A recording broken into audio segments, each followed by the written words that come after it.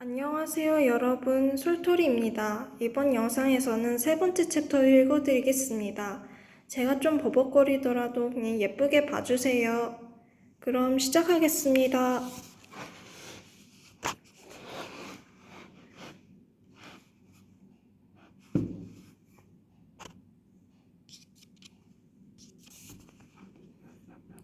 환송회가 벌어지고 있었다. 앞에서 말한 대로 드비엔느와 폴리니의 퇴임을 기념하기 위한 행사였다. 두 사람은 시쳇말로 아름답게 떠나는 뒷모습을 보여주고자 했다. 그곳에 모인 파리의 사교계와 미술계 인사들의 도움 덕분에 그들은 이상을 실현할 수 있었다. 공연이 끝난 후 모든 사람이 무도회 장으로 모였고 소렐리는 샴페인 잔을 든 채 머릿속으로는 환송문을 되뇌면서 퇴임을 앞둔 두 관장들을 기다렸다. 그녀의 뒤편에서는 발레단 어린 소녀들이 그날 있었던 사건에 대해 숙덕이거나 친구들과 조심스러운 눈짓을 주고받았다. 그러고는 수다를 떨면서 볼랑제 씨가 제작한 군무와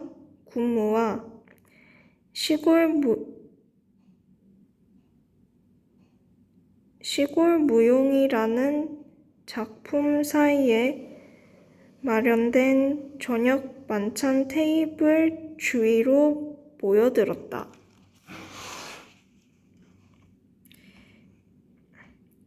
일부 무용수들은 평상복으로 갈아입었지만 대부분은 얇은 망사 치마를 입고 있었고 상황에 맞는 표정 관리를 하고 있었다.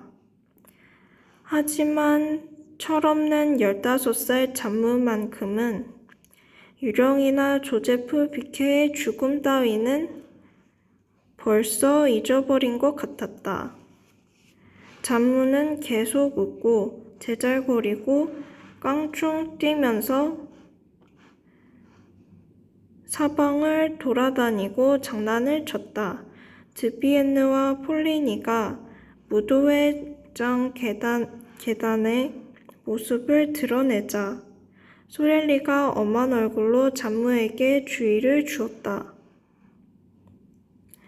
모두 퇴임을 앞둔 두 관장이 즐거워 보인다고 말했다. 그것이 바로 파리의 방식이었다. 슬플 때 명랑해 보이는 가면을 쓰지 못하거나 기쁠 때 슬픔이나 지루함, 무관심의 가면을 쓰지 못하면 진정한 파리지앵이 아니었다. 이를테면 곤경에 빠진 친구가 있어도 위로할 필요가 없었다. 그는 벌써 괜찮다고 말할 테니까.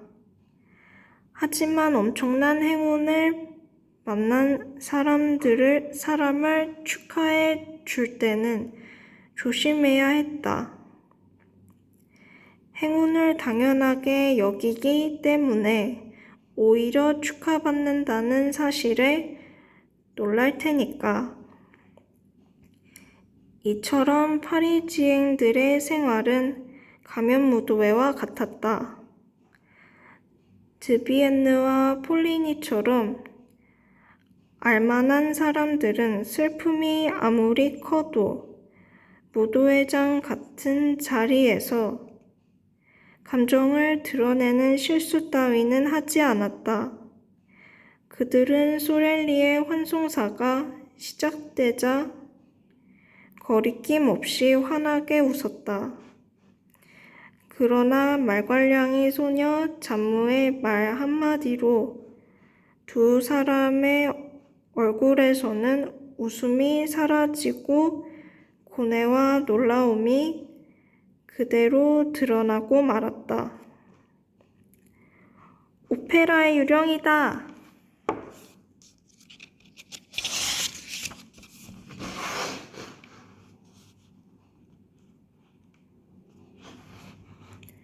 잔무는 공포에 질린 채 소리치면서 손가락으로 남자들 중 한 명을 가리켰다. 매우 창백하고 애처롭고 추해 보이는 얼굴이었다. 눈썹 아래로 2개의 검은색 구멍이 깊게 뚫려 있는 모습은 곧바로 해고를 연상시켰다. 오페라의 유령이다! 오페라의 유령이야! 웃음을 터뜨리는 사람들도 있었고 옆 사람을 밀치면서 오페라의 유령에게 술을 한 잔 권하려는 사람도 있었지만 그는 어느새 가버리고 없었다. 사람들 사이로 미끄러지듯 사라졌다. 사람들이 그를 찾으려고 했지만 헛수고였다. 드비엔느와 폴리니는 잔무를 진정시키려고 애썼고 지리는 시끄럽게 비명을 질러댔다.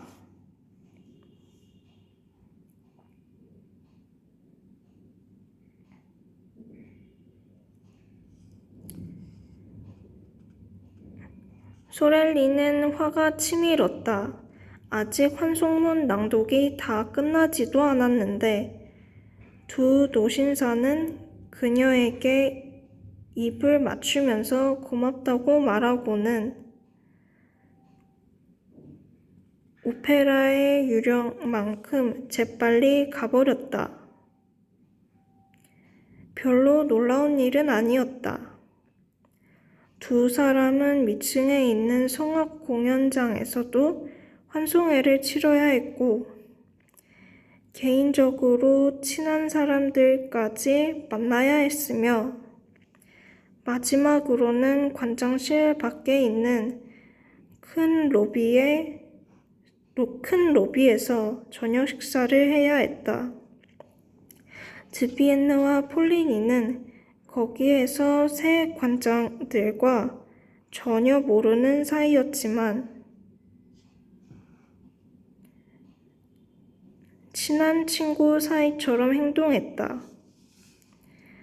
후임자들도 그들의 업적에 대해 온통 찬사를 늘어놓았다.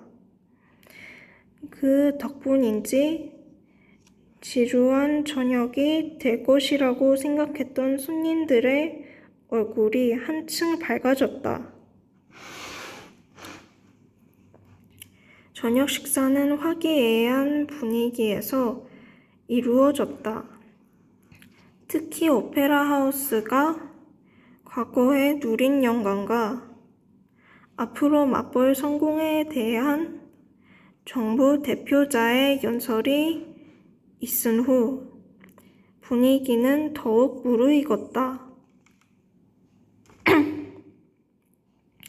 퇴임을 앞둔 관장들은 후임자들에게 오페라 하우스의 수많은 문을 열 수 있는 마스터키 2개를 벌써 건네주었다.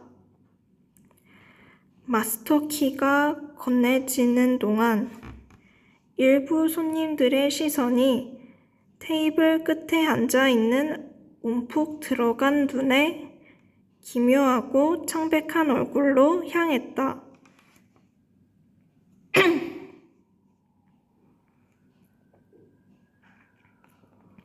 아까 무도회장에서 잔무가 오페라의 유령이다 라고 외치게 만든 그 얼굴이었다. 유령이 앉아있는 모습은 매우 자연스러웠다.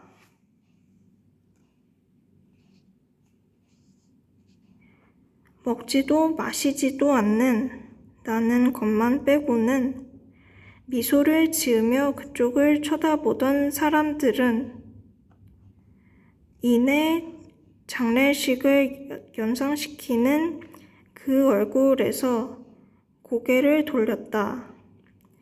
무도회장에서처럼 농담을 하거나 오페라의 유령이다 라고 외치는 사람도 없었다. 그는 한마디도 하지 않았고 옆에 앉은 사람들도 그가 언제 와서 앉았는지 알 수 없었다. 하지만 죽은 사람이 살아 돌아와 산 사람들의 테이블에 앉는다고 해도 그보다 섬뜩하지는 않을 것이라고 생각했다.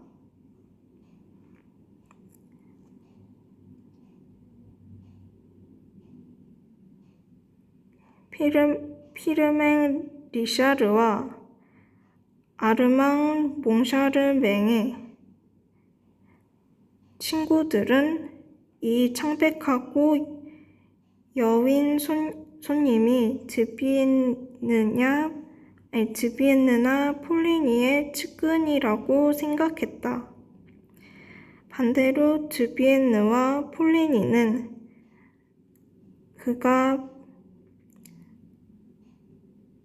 피르맹 리샤르와 아르망 몽샤르맹의 친구라고 생각했다. 따라서 금방 무덤에서 나온 듯한 그 손님에게 누구냐고 묻거나 기분 나쁜 농담을 던지는 이는 아무도 없었다. 비케에게 유령의 모습에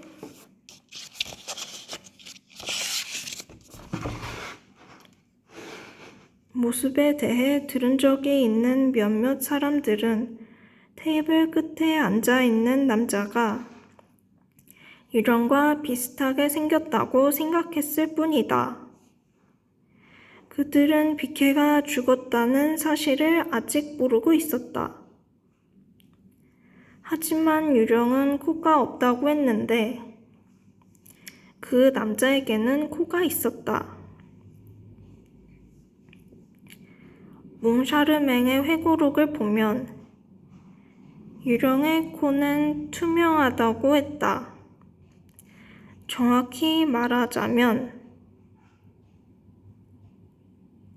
길고 가늘고 투명하다라고 묘사했다. 내 생각에 그 표현대로라면 그것은 가짜 코일 가능성이 높았다. 몽샤르맹이 투명하다고 표현한 이유는 단지 반짝거렸기 때문일 것이다.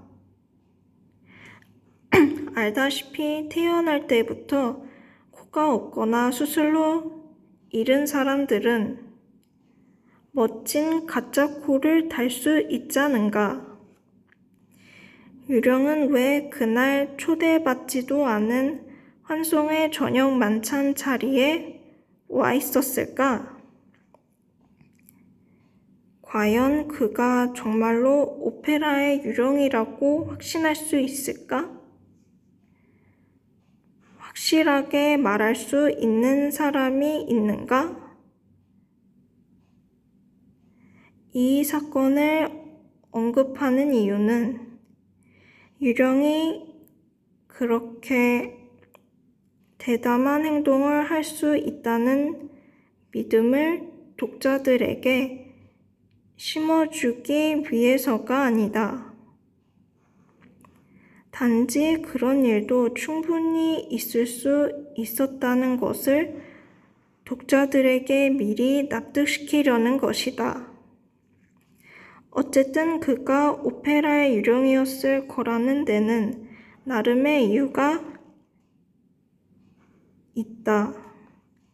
몽샤르맹도 회고록 11장에서 다음과 같이 썼다.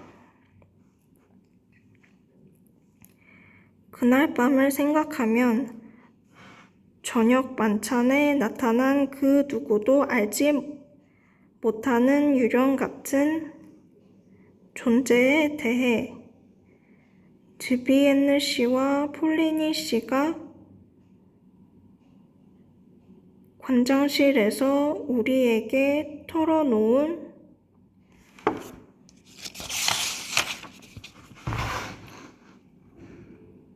비밀이 떠올랐다.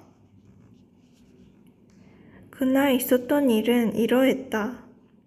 테이블 한가운데에 앉아있던 드비엔느와 폴리니는 해골머리를 한 남자를 보지 못했다. 그런데 갑자기 그가 말을 하기 시작했다. 발레단 소녀들의 말이 맞습니다. 비케의 죽음은 사람들의 생각처럼 자연스럽지가 않습니다. 드비엔느와 폴리니는 깜짝 놀랐다. 비케가 죽었다고요? 그렇습니다. 오늘 저녁 지하 3층 무대 벽면과 라호르의 왕 무대 세트 사이에서 목맨 시체로 발견되었습니다. 두 사람은 자리에서 벌떡 일어나 말하는 사람을 쳐다보았다. 그들은 몹시 당황했다. 무대 장치 담당자가 자살했다는 이야기를 들었을 때 의례 보일 만한 행동치고는 과장된 것처럼 보였다. 두 사람은 서로를 쳐다보았다. 얼굴이 백지장처럼 하얗게 변했다. 드비엔느는 리샤르와 몽샤르맹에게 눈짓을 했고 폴리니가 손님들에게 양해를 구하고서 네 사람은 같이 관장실로 들어갔다. 몽샤르맹은 회고록에서 다음과 같이 전했다. 드비엔느 씨와 폴리니 씨는 몹시 당황한 표정이었고 뭔가 하기 어려운 말이 있는 것처럼 보였다. 우선 그들은 우리에게 조제프 비케가 죽었다고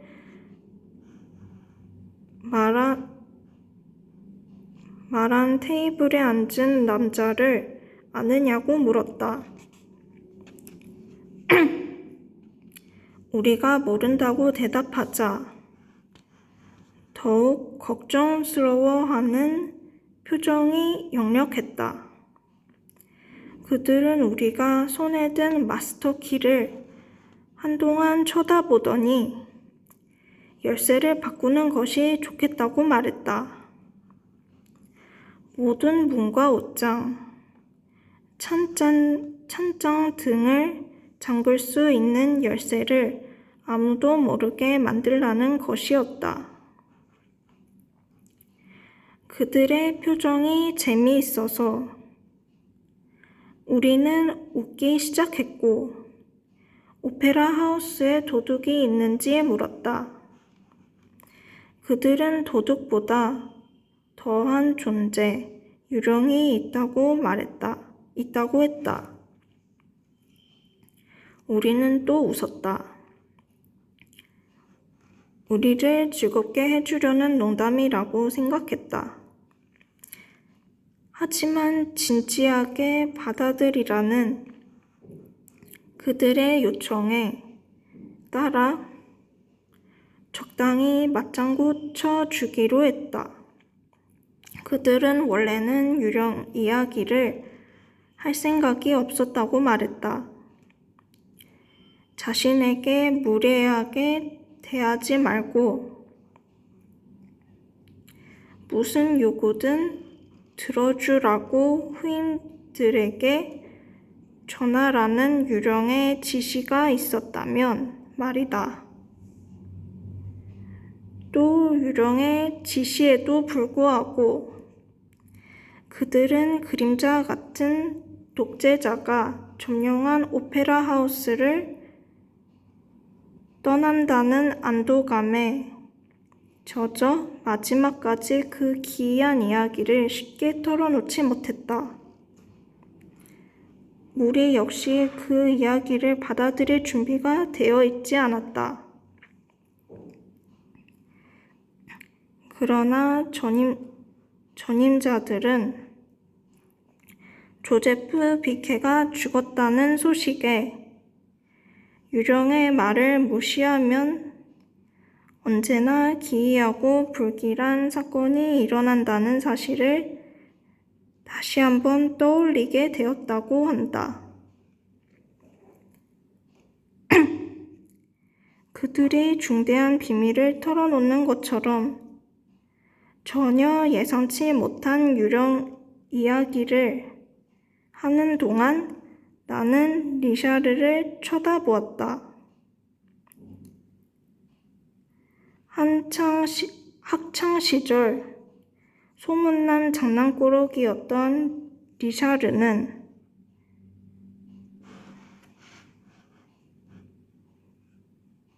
전인자들이 풀어놓는 이야기를 즐기고 있었다. 리샤르가 진짓 슬픈 표정을 지으며 고개를 끄덕거렸고 두 사람은 이야기를 계속했다. 리샤르는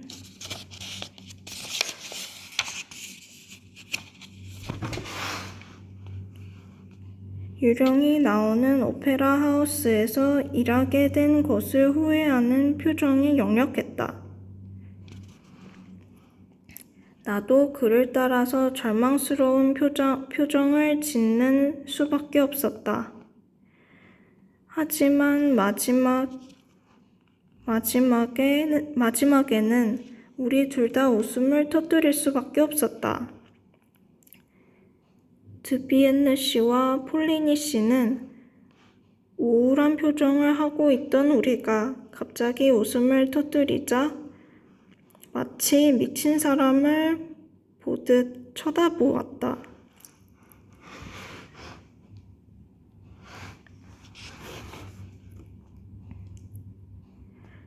서서히 지루해지자 리샤르가 농담 반 진담 반으로 물었다. 그나저나 유령이 원하는 게 뭡니까? 폴리니 씨가 책상에서 계약서를 가져왔다. 계약서는 오페라 하우스의 경영진은 국립음악원의 공연에 대해 프랑스 최고 수준의 무대에 합당한 대우를 해주어야 한다는 말로 시작해 98조 항목으로 끝났다. 98조의 내용은 계약서의 내용이 지켜지지 않을 경우 모든 특권을 박탈한다는 내용이었다. 거기에는 4가지 조건이 뒤따랐다. 폴리니 씨가 보여준 계약서는 우리가 가진 것과 똑같이 검은색 잉크로 글씨가 쓰여 있었지만 맨 마지막에 빨간색 잉크로 쓴 항목이 하나 더 있었다. 그 빨간색 글씨는 마치 글씨 쓰는 법을 아직 배우지 못한 어린아이가 힘들게 쓴 것처럼 혹은 성냥개비를 잉크에 찍어 쓴 것처럼 어설펐다. 그 항목의 내용은 다음과 같았다. 5. 관장이 오페라의 유령에게 지불해야 할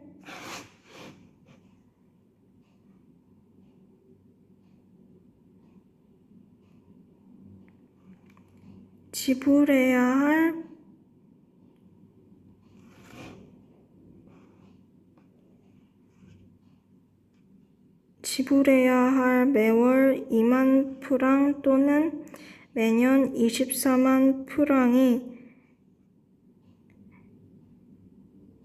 2주일 이상 늦어질 경우 폴리니 씨는 주저하면서 마지막 항목을 가리켰다.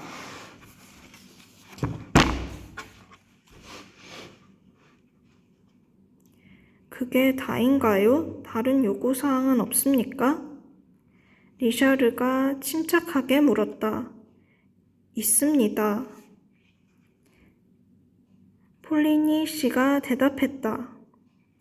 폴리니 씨는 계약서를 뒤적거리더니 대통령이나 장관 등이 자유롭게 사용할 수 있도록 개인 박스석을 예약해 두어야 하는 날이 명시된 항목을 펼쳤다.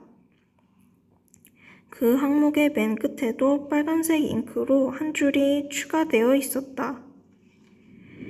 2층의 5번 박스석은 모든 공연에서 오페라의 유령이 자유롭게 사용할 수 있도록 한다.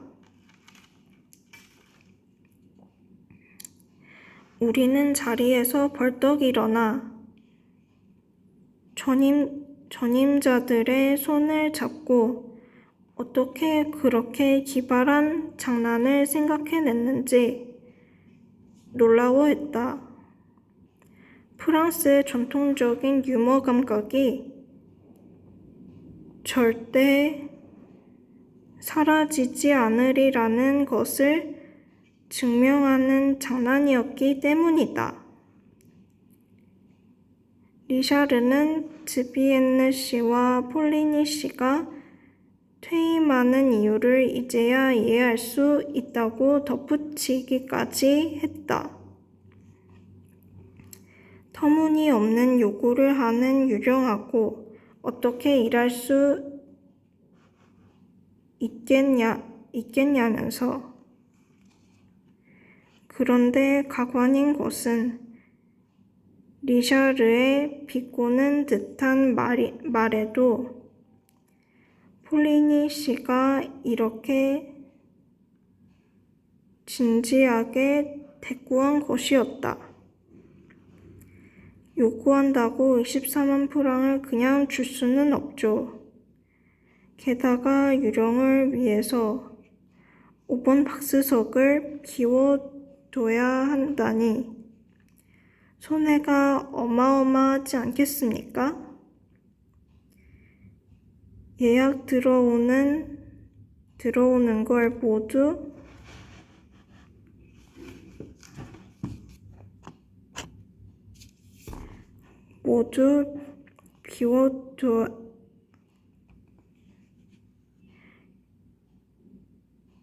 예약 들어오는 걸 모두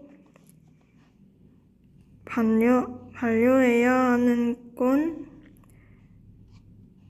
둘째치고 정말 끔찍해요. 유령을 위해 일할 수는 없어요. 차라리 그만두는 게 낫소.